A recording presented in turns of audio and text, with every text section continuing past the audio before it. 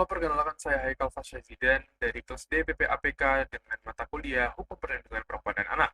Kali ini saya akan membahas kasus Maya, yang dimana yaitu berumur 30 tahun dan bekerja di sebuah pabrik tekstil. Maya ini punya permasalahan sebagai pertama, dia mendapatkan diskriminasi gender yang dimana ia itu digaji lebih kecil daripada pekerja pria. Dan juga ia mendapatkan intimidasi dan juga ancaman pemecatan setelah ia melaporkan tindakan pelecehan yang ia hadapi. Sehingga Maya sendiri memiliki tekanan sosial. Gitu. Lalu ketika Maya nggak bisa bercerita kemana-mana, bahkan melapor pun dia malah diintimidasi dan diancam, maka apa sih yang seharusnya dilakukan oleh Maya? Jadi, pertama, pentingnya pengumpulan bukti atas apa aja yang dilanggar dalam lingkungan perusahaan tersebut. Nah, di sini seperti slip gaji yang tidak sesuai dan juga bukti pelecehan yang dilakukan oleh para pelaku, berupa video atau foto. Lalu setelah tindakan itu dilakukan, maka baiknya atau bisa diunggah ke media sosial yang dimana agar menggapai respon publik sehingga kasus ini bisa cepat ditangani oleh pihak berwajib.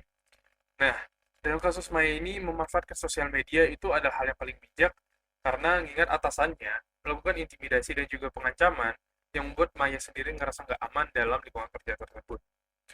Dalam kasus ini, apa sih landasan hukum yang dilanggar? Jadi, pertama, hak kesetaraan dalam pekerjaan. Dalam pasal 23 DUHAM, Konvensi CEDAW, yang meliputi mengatur hak-hak seseorang atau suatu profesi dan pekerjaan yang berlaku bagi semua orang dan menegaskan pentingnya penegakan prinsip persamaan dalam undang-undang negara. Pada ayat 2 di pasal 23 DUHAM tertera bahwa setiap orang tanpa diskriminasi berhak atas pengupahan yang sama untuk pekerjaan yang sama.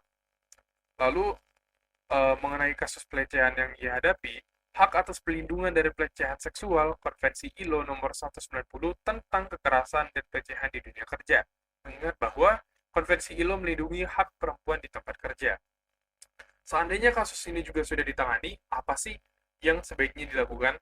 Nah, tentu penyelidikan kasus ini yang sudah dilaporkan harus diperiksa apakah laporan beserta bukti yang dilampirkan itu sesuai dengan fakta di lapangan berdasarkan keterangan pelapor, keterangan saksi, karena dikhawatirkan bahwa rekan kerja Maya juga mendapatkan hal serupa.